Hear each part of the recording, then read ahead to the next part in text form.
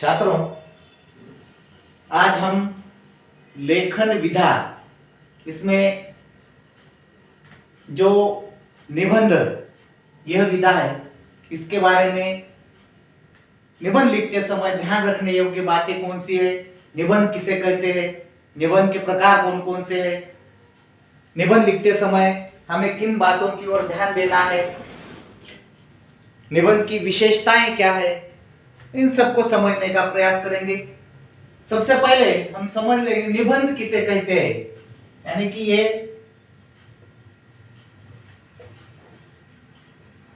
निबंध यानी कि निबंध का अर्थ पहले हम समझेंगे। नि यानी कि कहा जाता है रहित, जैसे शब्द है निडर, यानी कि डर रहित, जो डरता नहीं उसे हम निडर कहते हैं। उसी प्रकार से शब्दशः अर्थ अगर लेंगे हम तो नी का मतलब होता है रहित, है ना, और ये बंध इसका मतलब है बंधा हुआ, यानी कि दोनों से क्या होगा इसका, फिर समझो बंधन रहित, है ना। उसी के साथ साथ दूसरा अर्थ है इसका सुगठित, बंधा हुआ। अब हम समझेंगे कि ये दो अर्थ कैसे हो सकते हैं। देखो, निबंध का सही अर्थ होता है सुगठित, क्रमबद्धता से बंधे हुए विचारों को हम निबंध कहते हैं। इसकी परिभाषा बाद में देखेंगे, पहले इसका मतलब समझते। निबंध अच्छी तरह से सुगठित तरीके से बना हुआ विचार। अब यहाँ पर क्या है, नि रहित, यानी कि यहाँ पर दिया गया बंधन रहित, इसमें कोई बंधन नहीं है। तो इसका मतलब क्या, जैसे हमें स्वतंत्रता है लेकिन स्वैराचार नहीं है, कुछ नियमों के अनुसार हमें अपने सामाजिक जीवन को व्यतीत करना पड़ता है। हमें स्वतंत्रता है, इसलिए हम किसी भी प्रकार से समाज में व्यवहार नहीं कर सकते। समाज को जो नियम है, समाज की जो मान्यताएं हैं, इसी के अनुसार हमें वर्तन करना पड़ता है। हमें फिर हम कहते हैं कि हमें स्वतंत्रता है। स्वतंत्रता का मतलब स्वैराचार नहीं। उसी प्रकार से निबंध का मतलब कोई बंधन नहीं है, ऐसा नहीं है, कुछ बंधनों के, कुछ नियमों के साथ जो विचार बंधे हुए लिखित विचार होते हैं उसे हम निबंध कहते हैं। यहां तक आप समझ गए, यानी कि सुगठित तरीके से बंधा हुआ, ये शब्द के साथ उसका अर्थ है। उसी के साथ साथ अगर आसान सी परिभाषा उसकी हम देखेंगे तो निबंध किसे कहते हैं, क्रमबद्ध तरीके से विचार पूर्वक प्रतीक या व्यक्त किए गए लिखित रूपों को हम निबंध कहते हैं। दो ही शब्दों को याद रखिए, विचार पूर्वक, क्रमबद्धता से, प्रभावशाली ढंग से जो व्यक्त विचार होते हैं, यानी कि लिखित व्यक्त विचार होते हैं, उसे हम निबंध कहते हैं। प्रभावशाली, विचारपूर्ण, क्रमबद्धता से लिखा हुआ या लिखी हुई जो विधा होती है उसे हम निबंध कहते हैं। अब ये निबंध जो है ये परीक्षा में बहुत महत्वपूर्ण है। 5वीं से लेकर 10वीं कक्षा तक हमें अलग अलग विषयों पर निबंध लिखने के लिए कहा जाता है। अब सबसे पहले हमने समझ लिया कि निबंध किसे कहते हैं, विचार पूर्वक क्रमबद्धता से रखे हुए, लिखे हुए जो लिखित विचार है उसे हम निबंध कहते हैं। किसी भी विषय पर हो, चाहे सजीव हो, निर्जीव हो, चाहे कोई भी विषय, उसके ऊपर हम लेखक या लिखने वाला अपने विचारों को व्यक्त करता है। इससे क्या होता है, जो लिखने वाला या लेखक है उसके व्यक्तित्व की पहचान निबंध में होती है। वो किस तरह की भाषा को अपनाता है, वो निबंध में अपने कैसे विचार रखता है, इससे लेखक या लिखने वाले की पहचान भी होती है। इसलिए निबंध महत्वपूर्ण है, अंकों के माध्यम से भी महत्वपूर्ण है और लेखन के माध्यम से भी, यानी लेखन की दृष्टि से भी महत्वपूर्ण है। अब इस निबंध के कुछ भेद है, अलग अलग प्रकार है, इसे हम समझने का प्रयास करेंगे। सबसे पहले हम देखेंगे वर्णनात्मक निबंध।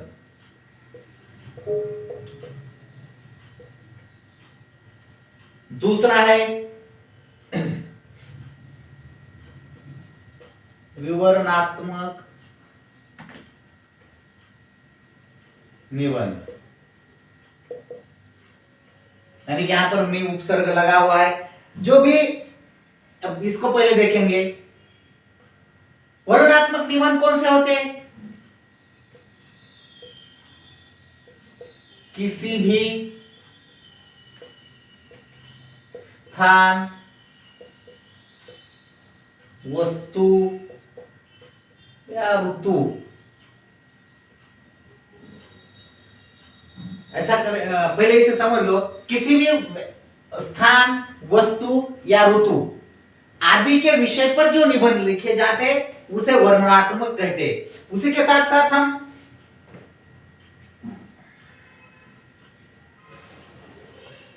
इसे बाद में देखेंगे, पहले इसे ही देखेंगे। अभी कौन सा वो स्थान हो जो आपने देखा हुआ स्थल है, उसका वर्णन कर सकते हो। कोई भी ऐतिहासिक हो, अर्वाचीन हो या प्राचीन हो, जो भी घटना हो, जो भी कोई वस्तु हो, जो कोई स्थान हो, उसके बारे में आप लिख सकते हो। जैसे समझो आपने किसी स्थान को देखा है ऐतिहासिक, या कोई त्योहार है, समझो कौन से त्योहार, मेरा प्रिय त्योहार,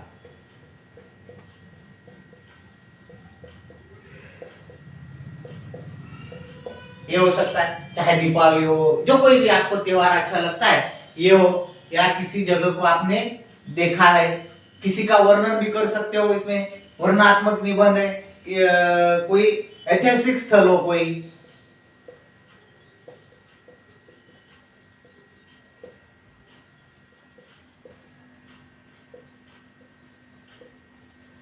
प्राचीन वस्तु हो, कोई,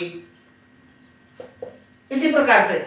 अभी निबंध के भेद इसे समझने की हमें कोई आवश्यकता नहीं, लेकिन फिर भी आप सबको जानकारी हो निबंध किस किस प्रकार के होते हैं, उसके कितने भेद होते हैं, ये सिर्फ जानकारी के लिए। हमें तो सिर्फ हमारी परीक्षा में प्रश्न पत्र में निबंध दिए जाते हैं, 2 या 3 होंगे, उसमें से हमें एक लिखना है, उससे सिर्फ हमें उसके भेद कितने यह यहाँ पर समझना है। उसके साथ दूसरा जो भेद है वह है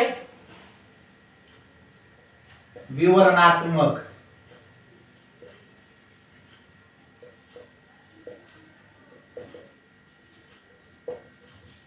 अब इसमें इसी प्रकार से कोई ना कोई घटना हो, कोई स्थान हो, कोई उत्सव हो, उसका वर्णन होता है। जैसे बढ़ती जनसंख्या हो, या फिर महंगाई हो, आदि प्रकार के निबंध इसके अंतर्गत आते हैं।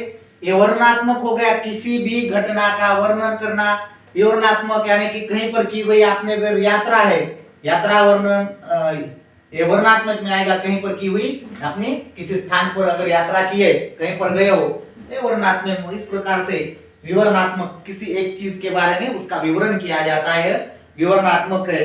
अब इसका तीसरा भेद है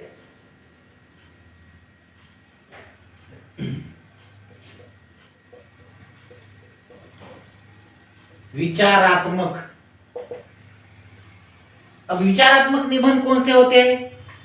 जैसे इन निबंध को समझ लीजिए। विचारात्मक यानी कि अपने तर्कपूर्ण विचार वहां पर प्रकट करने होते, लिखने होते हैं। ऐसे कौन से होंगे फिर? विज्ञान, लाभ या हानि, तर्कपूर्ण विचार होते हैं। हमें सोचकर लिखना पड़ता है। दोनों पक्ष और विपक्ष, दो चीजों को, दोष या गुण, इन सब का वर्णन इनमें। ये जो है, जैसी घटनाएं हमने देखी उसका वर्णन कर सकते हैं। जो घटना, जो भी चीज है उसका हम विवरण कर सकते हैं।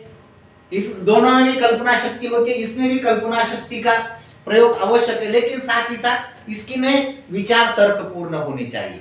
उसमें आपको सिद्ध करना होगा कि यह लाभ है या हानि है। उसे समझने के लिए हमें क्या करना हो? सकारात्मक के सोच के साथ विज्ञान से होने वाले हानि को कम दर्शाते हुए उसके लाभ कितने ज्यादा है, यही गिनाना है। लिखते समय एक बात याद रखो, हमेशा सकारात्मक सोच से हमें लिखना है। हानि की ओर ज्यादा हमें ध्यान नहीं देना है, हमें लाभ की ओर ध्यान देना है। जैसे दूसरा विषय लेंगे हम, भ्रष्टाचार। भ्रष्टाचार एक कलंक है ना। इसी प्रकार से जो विचार पूर्वक लिखे हुए निबंध होते हैं, जिनमें गुण या दोष इनका इनका समावेश होता है। पक्ष विपक्ष विपक्ष की बातें रखी जाती है, अपने विचारों को तर्कपूर्ण ढंग से लिखा जाता है, वह विचारात्मक निबंध होते हैं।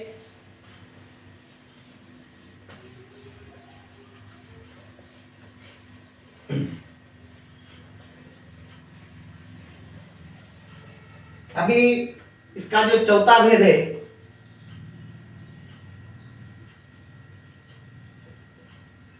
ये भावात्मक निबंध। भावात्मक अपने भावों को प्रकट करने वाले जो निबंध होते हैं उसे हम भावात्मक निबंध कहते हैं। जैसे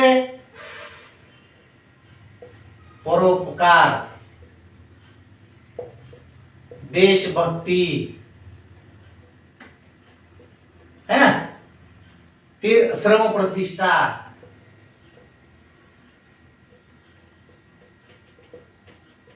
इस प्रकार के निबंध ये भावात्मक निबंध के अंतर्गत आते हैं।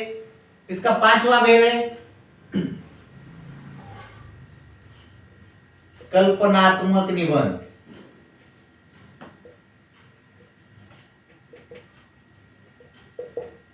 यानी कि इसमें पूरी तरह से अपनी कल्पना विस्तार को खुली आजादी होती है, हम अपनी कल्पना से उस निबंध को लिख सकते हैं। हर एक व्यक्ति की, हर एक छात्र की, हर एक विद्यार्थी की, संसार में जितने सारे लोग हैं इन सब की ये कल्पनाएं अलग अलग हो सकती है। उसी पर क्या है फिर, समझो यदि मैं प्रधानमंत्री होता, कल्पना करनी है।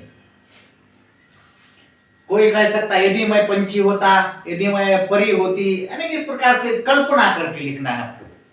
उसके बाद ये छठा भेद है आत्मकथात्मक।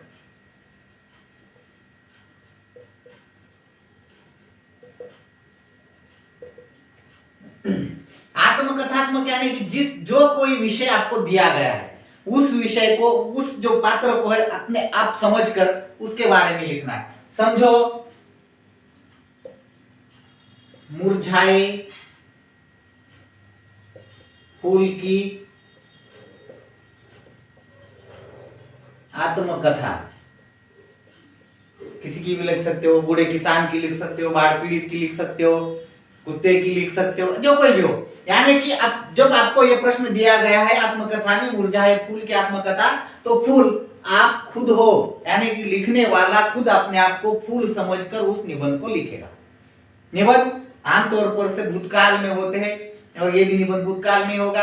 इसके साथ साथ एक बात याद रखनी है, जो कोई विषय हो, चाहे फूल हो, चाहे किसान हो, चाहे कुत्ता हो, चाहे पुस्तक हो, जो कुछ भी हो, ये सब लिखने वाला स्वयं अपने आप को इन चीजों में रखेगा, ये पात्र अपने आप को समझेगा और उसे लिखेगा, तभी उस निबंध को हम आत्मकथात्मक निबंध कहते हैं। इस प्रकार से यहाँ पर हमने निबंध का मतलब क्या है, निबंध का अर्थ, उसकी परिभाषा समझ ली। उसी के साथ साथ निबंध के जो भेद है, 6 भेद, इसे समझ ली। कौन से निबंध का कौन से भेद में कौन सा निबंध होता है, यह हमने यहाँ पर समझाने का प्रयास किया है। आप समझ गए होंगे। अब इसके आगे हमारे लिए जो महत्वपूर्ण बातें हैं, जो परीक्षा की दृष्टि से, अंक की दृष्टि से जो महत्वपूर्ण है, इसे आप देखेंगे। प्रत्यक्ष रूप से निबंध लिखना किस तरह से है, निबंध लिखते समय किन बातों की ओर ध्यान देना है। अब निबंध के 3 विभाग होते हैं। समझो पहला विभाग होता है निबंध की भूमिका, उसके बाद दूसरा है विस्तार और तीसरा है उपसंहार। इस प्रकार से 3 भेद, यानी कि जो निबंध लिखते हो उसकी आपको प्रस्तावना करनी है, उस विषय के बारे में जानकारी देनी है। ये आपको निबंध, जब कोई उदाहरण निबंध का उदाहरण आपको समझाऊंगा उस वक्त इसके बारे में समझाऊंगा, लेकिन फिर भी अब देखिए इसकी प्रस्तावना समझो। आपने निबंध लिखा है एक निबंध लेंगे, समझो मेले में 1 घंटा, है ना, 1 घंटे के लिए आप मेले में गए हो। ये निबंध, भूमिका क्या होगी इसकी भूमिका क्या होगी, प्रस्तावना क्या होगी, ये मेला कहाँ है,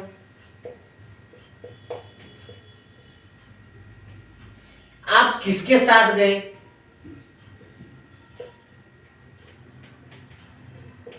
जाने का प्रयोजन,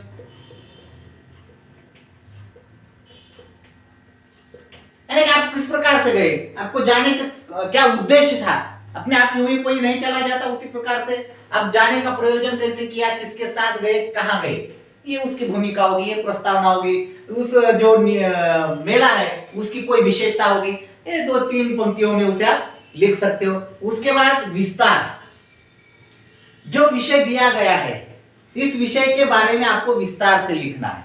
अब लिखते समय क्या करना होगा, आपको हर विषय के हर बिंदु को, उसमें जो भी बातें हैं उसको क्रमबद्धता से एक से अनेक परिच्छेदों में, कम से कम 3 अनुच्छेदों में आपको उसे लिखना होगा। पहले अनुच्छेद से संबंधित ही दूसरा अनुच्छेद हो। इस मेले में 1 घंटे में आपने जो कुछ भी किया उसका विस्तृत वर्णन इस परिच्छेद में होगा, यानी कम से कम यहाँ पर 1 से 3 परिच्छेद में आप उस मेले में 1 घंटे में आपने क्या क्या किया इसका वर्णन आपको यहाँ पर करना है। अभी उपसंहार, जो आपने दोनों में लिखा है उसका सारांश भी कहेंगे हम।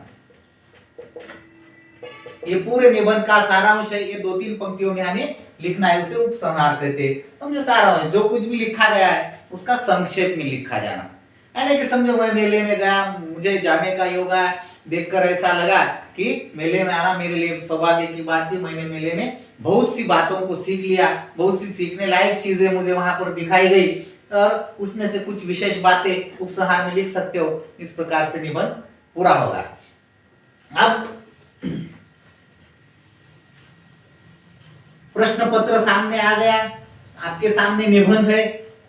सबसे पहले हमें क्या काम करना है,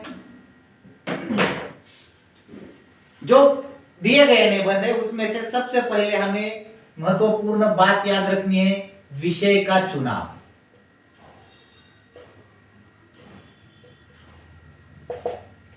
जो भी विषय दिए गए हैं उसमें से किस विषय को हम पूरी तरीके से जानते हैं, किस विषय का हमें ज्ञान है, इसे पहले समझना होगा। उसका चुनाव, यानी कि कोई एक निबंध का विषय हमें चुनना होगा। चुनाव करते समय क्या करना है, हमें पहले सोचना है कि हम इस विषय के बारे में कितना ज्ञान रखते, हमें इस विषय के बारे में कितनी मालूमात है, उसके बारे में पहले सोचो। ऐसे यूं ही नहीं, विषय दिए गए आपने एक निबंध को चुन लिया और लिखना आरंभ कर दिया, ऐसे नहीं होगा।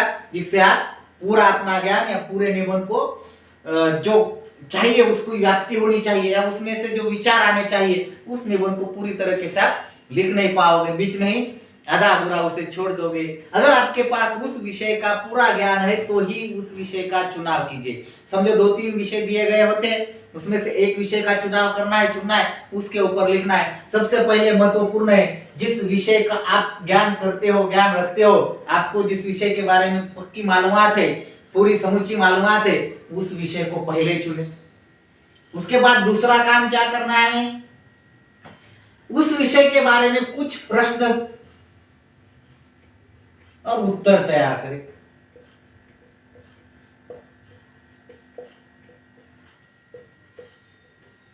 पहले आपने समझ लिया, किसी विषय को चुन लिया। समझो मैंने पहले कहा आपको, उसी प्रकार से एक समझो रेलवे स्टेशन पर 1 घंटा, आपने विषय चुन लिया, आपको पूरी जानकारी है। फिर आपने कुछ सवाल करने हैं, उसके लिए क्या सवाल करेंगे आप, क्या प्रश्न निर्माण करेंगे।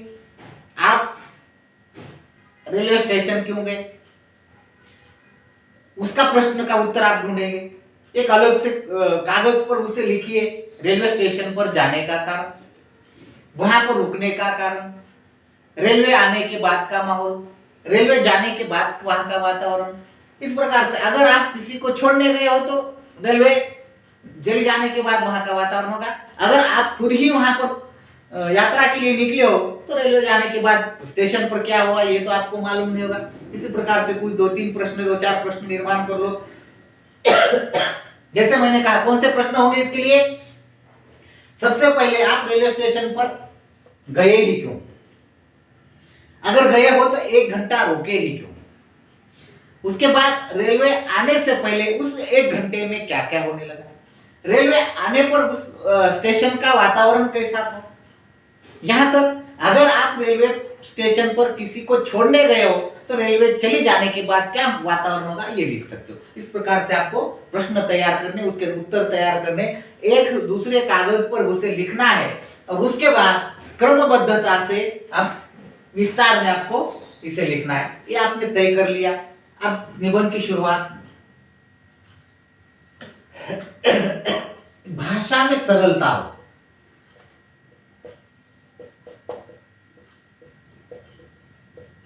भाषा में सरलता हो, कोई कठिन शब्दों का प्रयोग न करे। उसी के साथ साथ वाक्य छोटे तथा प्रभावशाली हो।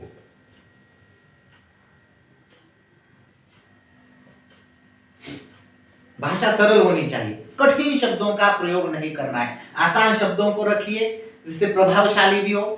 उसी के साथ साथ वर्तनी की शुद्धता होनी चाहिए, वर्तनी की शुद्धता तथा यथावश विराम चिन्हों का प्रयोग हो। यानी कि आपको विराम चिन्ह बताया गया, अल्प विराम, अर्ध विराम, विस्मयादि बोधक चिन्ह, प्रश्नार्थक चिन्ह, एक अवतरण, दोहरा अवतरण, इन सब का विराम चिन्हों का प्रयोग करना चाहिए। वर्तनी की शब्द लिखते समय, उच्चारण करते समय कौन सा न है, कौन सा स है, इन सब के और ध्यान रखना होगा। एक वचन बहुवचन में आपको बता दिया है किस प्रकार से लिखे जाएंगे। अगर एक वचन में है आएगा तो अंक की बिंदी नहीं होगी, अगर बहुवचन में है आएगा तो अंक की बिंदी होगी। इस प्रकार से इन सारी बातों को याद रखना है। उसी के साथ साथ अपने जो विचार है उसे प्रकट करते समय पहले अनुच्छेद से संबंधित विचार दूसरे अनुच्छेद में, आगे हम नहीं लिखेंगे। यानी कि पहले अनुच्छेद में आपने क्या लिखा है, समझो लिखा है आपके उस रेलवे स्टेशन पर जाने का कारण, तो ऐसे नहीं करेंगे रेलवे जाने के बाद क्या हुआ, ये नहीं होगा। जाने का कारण, उसके बाद दूसरे अनुच्छेद में आप लिखेंगे वहां पर 1 घंटा रुकने का कारण। उसके बाद आप लिख सकते हो रेलवे आने पर वहां का वातावरण क्या था। उसके बाद आप लिख सकते हो रेलवे जाने के बाद का वहां का वातावरण क्या था। उसी प्रकार से क्रमबद्धता होनी चाहिए, एक से सुसंगत दूसरा अनुच्छेद हो तो उसमें पढ़ने वाले को तो प्रभावशाली लगेगा, आकर्षक लगेगा, अंक भी प्राप्त होंगे और विचारों में क्रमबद्धता होगी जिससे अर्थ स्पष्ट होता है। उसी के साथ साथ हमें क्या करना है, इसके लिखते समय जो हम लिखते हैं कुछ मुहावरे हो, मुहावरे, लोकोक्तियां या कोई पंक्तियां हो, या वहां पर जो समझो स्टेशन पर कोई भिखारी, भीख मांगने वाले लोग होते हैं, उनकी ओर से किस प्रकार से का उच्चारण होता है शब्दों का, वो किस प्रकार से बोलते हैं, उसका एक दोहरे अवतरण चिन्ह में उसका उन वाक्यों का प्रयोग कर सकते हो। भाषा सरल, ये आपको बता दी, प्रभावशाली होनी चाहिए। इस प्रकार से आप निबंध लिखते समय इन बातों को अच्छी तरीके से ध्यान रखना आपको आवश्यक है। पहले प्रस्तावना को ठीक तरीके से लिखो इस विषय के बारे में, फिर विस्तार में इन सब चीजों को याद रखना है। हर कम से कम 3 से 4 परिच्छेद में आपको निबंध लेखन करना है। मुहावरों, कहावतों का यथायोग्य विराम चिन्हों का प्रयोग करो, वर्तनी की शुद्धता की ओर ध्यान देना है। विषय में आए हुए हर बिंदु को सरलता से स्पष्ट कीजिए। हर बिंदुओं को यानी